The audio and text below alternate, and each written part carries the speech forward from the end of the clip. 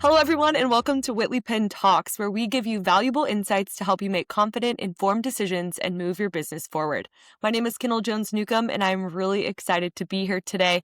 A few weeks back, we began to dive into Texas Senate Bill 262 with Brooks Landgraf, Texas legislature, and we gained a little bit of insight into what the policymakers were thinking when they were putting together Texas Senate Bill 262 and some perspective on that topic. We were joined with Kirsten Cook, and it was a really great conversation. If you have not already listened to that episode, you can find that on our channel, and it has been linked down below. But today we are coming back to the same topic, so Senate Bill 262, but this time we're gaining a little bit of insight on the educator's perspective. So today, myself and Valerie King are joined by Kirsten Cook, the director of Lyons School of Accounting at Texas Tech University here in Texas. Val is our associate director of early talent, and we're really excited to get into this episode today. So how are you both doing? And welcome to the podcast. Wonderful. Thanks for having us. Wonderful. Yeah. Thank you for having us. Well, before we get into more of the detail around this bill, I'd love to have each of you introduce yourselves since this is both your first experience on Whitley Penn Talks. So, Kirsten, let's start with you. Tell us a little bit more about your background, your story, and how you got to where you are today. Well, again, thank you for the opportunity to be here. Whitley Penn is a hugely valued partner that we have here in the Lyons School of Accounting at Texas Tech. You hire a large number of our students to come and work for you. So for that, we're extremely grateful. Our distinguished alumni this past year, distinguished alumnus, was your former CEO, Larry Autry, and your current CEO, Nathan McCowan, is a member of our accounting advisory council. So have a really close relationship with you guys, and so really appreciate this opportunity. I am a native Texan, so I grew up in the Waco area. I started college at the local community college there, so McLennan Community College, and then transferred to Baylor and stayed at Baylor to finish up my bachelor's degree in accounting and also my master's degree. I worked at a large local firm in Waco called James Rittmeyer, Boyd and Farrell, and then decided that I wanted to get into the education game. And so I applied to PhD programs and ultimately went to Texas A&M, and that's where I earned my PhD. I came to Texas Tech in 2013, so I'm now starting my 13th year here as a faculty member and became the director of the Lyons School of Accounting. I'm starting my fourth year in this role. Awesome. Awesome. Fellow Baylor Bear. So I also went Yes. to Baylor, which is very exciting. Love to see it. And Valerie, why don't you share a little bit more about yourself as well? Yeah, absolutely. So I am Valerie King. I'm based out of our Houston office, but actually grew up in the Dallas area, and a proud graduate of Texas Tech University. And that's where I met my husband, actually. We've got two kids. One is 2 and the other is 8. And I've been in the early talent space now for about 9 years, working across Big Four in industry and now in middle market. And so honestly, it's just been a fun journey, just helping students navigate their career paths and figuring out, what's the right opportunity for them. Yeah. Yeah, awesome. Well, thank you both again. Very excited to dive in. To start, Kirsten, why don't you remind listeners what Senate Bill 262 entails? I know many have listened to that first episode, but for those that didn't click the link below, what does that bill entail? And just remind our listeners out there. Yeah, I think SB 262 is probably the thing that I've spent the most time thinking about in the past 12 months or so. So Texas Senate Bill 262 establishes this alternative pathway to becoming a CPA in Texas. It will take effect next year, so on August 1st of 2026. And the new pathway, the alternative pathway, allows individuals who have a bachelor's degree with a concentration in accounting to become CPAs by passing the uniform CPA exam and then by completing 2 years of relevant work experience. So this pathway is an additional option for licensure alongside the traditional 150-hour education requirement that has been on the books for many, many years now. Awesome. Thanks for breaking that down and reminding our listeners out there. So when you think about your role in leading the accounting program at Texas Tech, how has the introduction of this bill and now the passing of the bill influenced the ways that you're thinking about curriculum and CPA pathways and how you're educating students and preparing them? Yeah, honestly, right now we're in a little bit of a holding pattern, and the reason for that is that so the Texas legislature passed SB 262, and Governor Abbott signed it into law. But now the Texas State Board of Public Accountancy is charged with how to implement this new law. So that means that the TSBPA has to revisit its educational requirements, both to sit for the CPA exam and then subsequently to be licensed as a CPA. So the TSBPA has to decide whether to modify the number of upper level accounting hours, the number of upper level business hours that are required, as well as specific courses like communications, research, and ethics that are all currently required under the traditional pathway. So the TSBPA has released proposed rule changes, but during the public comment period that just ended at the end of August, the Texas Society of CPAs expressed some concerns with those proposed changes. And so Mm, now that the comment period has ended, we're kind of waiting to see how things will shake out and how the concerns that were raised by the Texas Society will impact those final rules when they get released by the state board. I think specifically with respect to Texas Tech, what we have to decide is whether to shift some of our courses from our Master of Science in Accounting program down to the undergraduate level as part of our Bachelor of Business Administration, our BBA program. mhm. And this is tricky because that undergraduate curriculum is already full. So adding additional accounting classes will require some cuts in other places.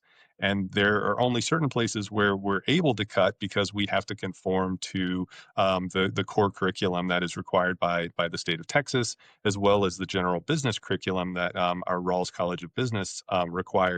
That's also important for students to meet those upper level business requirements for CPA certification.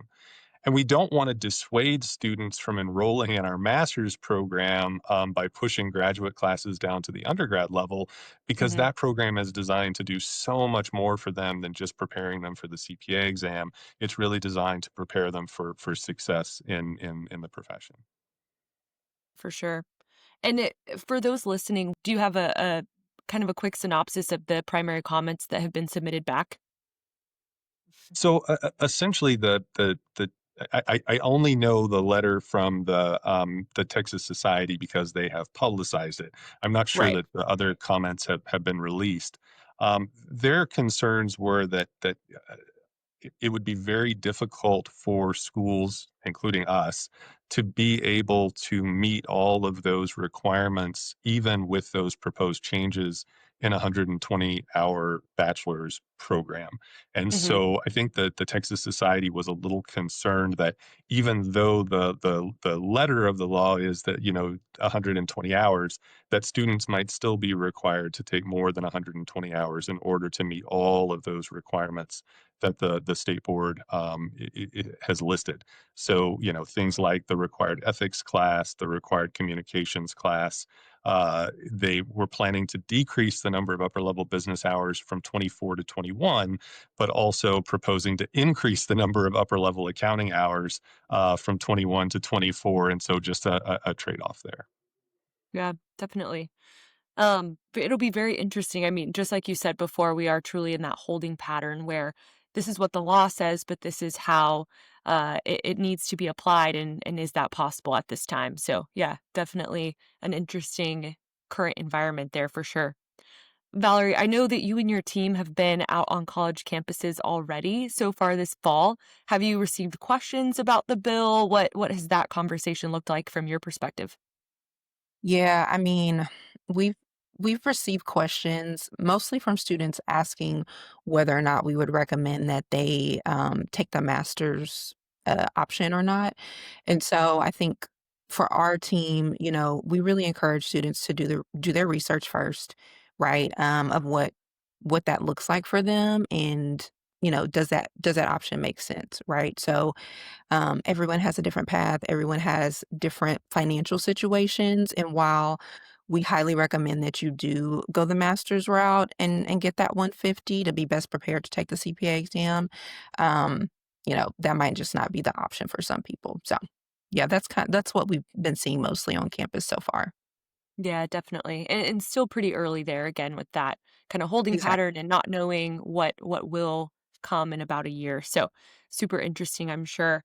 And do you anticipate a shift in the types of candidates you'll be targeting from an early talent perspective that a master's degree is no longer going to be technically required with that 120 hours requirement or how has that changed for you, Valerie? Yeah, that's a good question because honestly, at this point, we're still kinda in a holding pattern too, and it's a little too early to tell, but I don't anticipate a huge shift in the types of candidates we're targeting because for most of our internship roles, we're still looking for students who are planning to pursue their CPA license, right? And that's whether or not they're gonna get a master's degree to do that. That being said, I do think it is gonna be increasingly important for students to really read the job descriptions when they are applying and making sure that they understand what a firm or a company is asking for, right? There's some firms that they may still prefer for you to get a master's degree or they may still require it. And then there's others that might be a little bit more flexible with that. So it's understanding what each employer is looking for. That's going to be key. And then taking it a step further, understanding where do you want to end up long term. Mhm. Right, so if you are going to be starting in an entry-level role, the requirements for Texas are different from the requirements for New York, and for each state is different, so you kinda have to do your research on that end to understand what's required and where do I wanna be long term, so, yeah. Yeah, definitely. I mean, that goes with any career path though. It's just you've got to ask yourself some of those questions like where do I want to be and am I doing what's right in front of me now to set me up for that future or what is that day to day really looking like? So that's a good point to bring up for those listening out there. Make sure that you're preparing yourself for not just what tomorrow will hold, but trying to plan for the future just the same. So I definitely agree with you there. So open conversation here. From both of your perspectives, what do we feel like is the advantage of SB 262 for firms and for students, and where do you guys see that going? I think from a firm perspective, it's been a game changer, right? The past several years we've been facing a talent shortage in the accounting industry. And so I think, this bill is gonna help widen the pool of eligible candidates. So that's a huge win. And then on the student side of it, it just opens up more pathways to get that license, that was one of the main goals for the legislation. And then it's gonna be helpful for those who might not be in a position financially to get the master's degree, and so now it'll be a little bit more, flexibility for those students. Kristen, Gosh, did you have anything to add there? Yeah, I mean, if you follow me on LinkedIn, you probably think that I have absolutely nothing good to say about SB 262, and that's not entirely true. Actually, Catherine Kirk and I, one of the things that we do agree on is that I think that for working professionals who graduated with a bachelor's degree in accounting, you've been working in accounting for a number of years, if the only reason that you're not a CPA is that you just don't have those extra 30 hours required currently for licensure, I think that the alternative pathway may allow these folks to finally reach that professional goal, and I think that that's wonderful. I also understand for various reasons that some students are just unable to pursue a master's degree. They may not have the means to afford the tuition and fees. They may need to work to support their families. And so the alternative pathway will give them an opportunity to become CPAs without that extra 30 hours. And then, some prospective accounting majors do view the 150-hour rule as a barrier to entry. When they come into college, and specifically when they come into the business school, and they look at the different majors that are available to them, they see that, well, to become a CPA, it's required 150 hours. every other major in the business school is 120. And so I am Mhm. certain that there are some folks who walk in the door and say, oh gosh, not accounting for me. I'm going to pursue finance, management, marketing, whatever the case may be, because I don't want to be in school for 5 years. Four is enough for me. So I do think that that there could be an influx of new students. And I do think that the shortage of accountants is very real. I don't think that the 150-hour rule is the primary reason for the shortage of students. I think that the primary reason is that salaries lagged for many years, and as we saw competitor fields increasing their starting salaries while accounting salaries stayed stagnant, that's where we saw the shift away. And I will actually say, at Texas Tech, from last year to this year, we've seen a 40% increase in our undergraduate accounting majors, and that's Wow. before SB 262 has It's even amazing. come out onto the into the world. And I think that the reason for that is primarily that firms, including Whitley Penn, have increased what you are paying for starting salaries, and that's been really attractive to our students. That they feel like, yes, I'm going to have to work hard, but I'm going to be paid fairly for the work that I'm going to do. Yeah, absolutely. It's so interesting how formulaic it can all be, and how those trends over time do become trends just because of some levers that are getting pulled here and there, and it's interesting to watch that. Now I'm on our marketing and growth strategy team, but it's been interesting from my perspective for the last 6 years to be a little bit more embedded in the accounting space and get to know the industry a little bit more closely. So it's definitely interesting. Valerie, did you have anything to add there? So, Kirsten, I'm curious, are there any concerns about the rigor of the quality of the CPA preparation under this new legislation? Yeah, definitely. I think my colleagues and I really fear that too many students will choose the alternative pathway and leave school without the education that they need to pass the CPA exam. What we're terrified of is that our students are going to graduate with that bachelor's degree, they're going to go to work, and then they're going to be forced to study at night and on weekends to try and learn the material for the CPA exam. And the response that I hear to this is, well, that's why CPA review courses exist.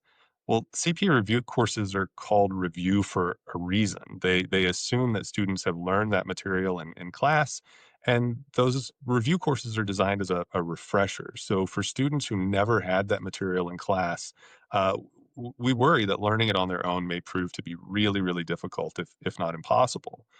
Also, the CPA exam underwent a major overhaul in 2024 with CPA evolution. So now, instead of there being four common parts of the exam that everyone takes, the BEC section of the exam has gone away, and now students choose a specialty discipline from among business analysis and reporting, information systems and controls, and tax compliance and planning. Hmm. And to my knowledge, and I'm a member of organizations of department heads across the state and across the country, all schools that have a master's program teach the material for those new specialty disciplines at the graduate level. In fact, we all redesigned our graduate programs 2 years ago specifically for that reason. So students who are graduating with only a bachelor's degree are not going to have learned any of the material for those specialty disciplines while they were in their undergraduate programs. And I think the last thing that I'll say is just some empirical evidence is that looking at actual data that's collected by the State Board of Public Accountancy and shared with schools via their website, there are vast differences in pass rates for our Texas Tech students who graduate with a Master of Science in Accounting versus those who leave with only a bachelor's degree. So that Hmm. differential is 15% for the audit section of the exam. It's actually 30% for the reg section, and it's a whopping 40% for the financial accounting and reporting section. So these stats demonstrate to us that our master's program really does add a lot of value, and that undergrad students are really likely to struggle to pass the CPA exam if they don't get additional education beyond that 120 hours. Yeah.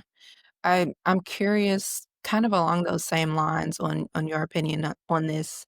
Um, just because from a long-term perspective, I'm curious to see how things shake out because we as employers are going to be looking at, how do they perform, right? From a if they have a bachelor's versus if they have a master's, like, is there a difference there?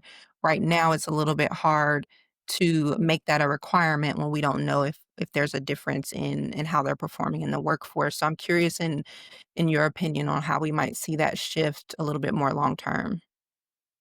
Yeah, I mean, when I've heard a question like this in the past, it makes me think about because I'm a tax person, so I teach on the tax track in our master's program as well as our undergrad tax class.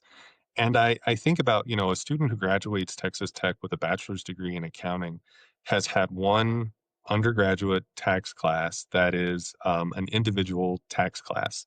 Uh, if you go into our MSA program and you follow the tax track in that program, you're going to have additional coursework in um, corporate accounting, in partnership accounting, in estate and gift taxation, in data and analytics for tax, and also the tax research and planning class that I teach.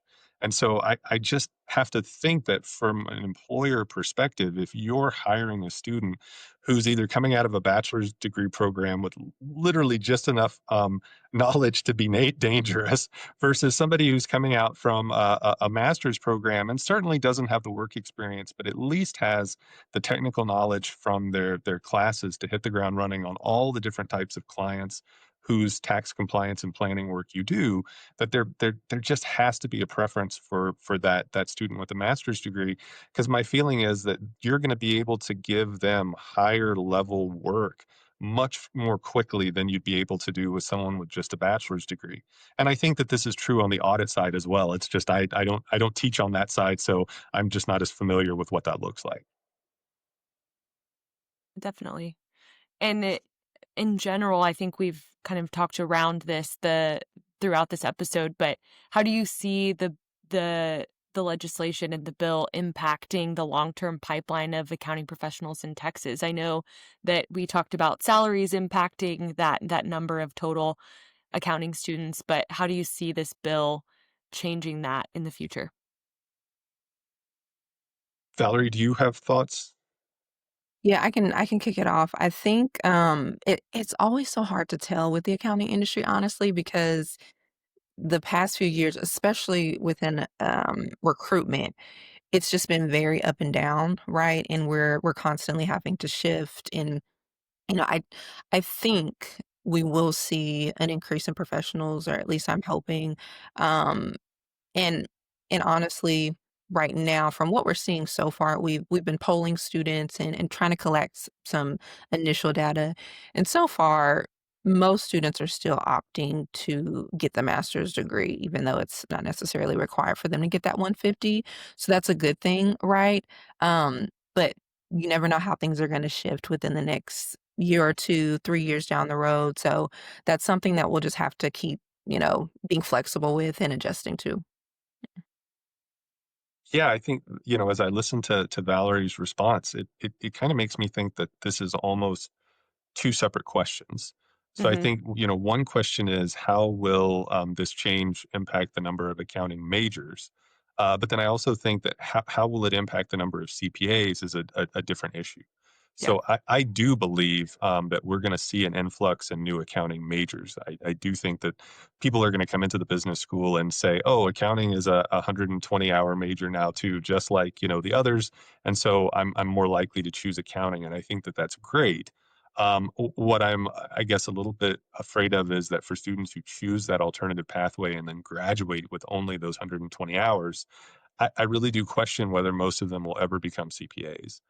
Just given the difficulty of the exam, and not just how difficult the exam is, but how difficult it is to study for the exam while you're working a full-time job, full-time accounting hours.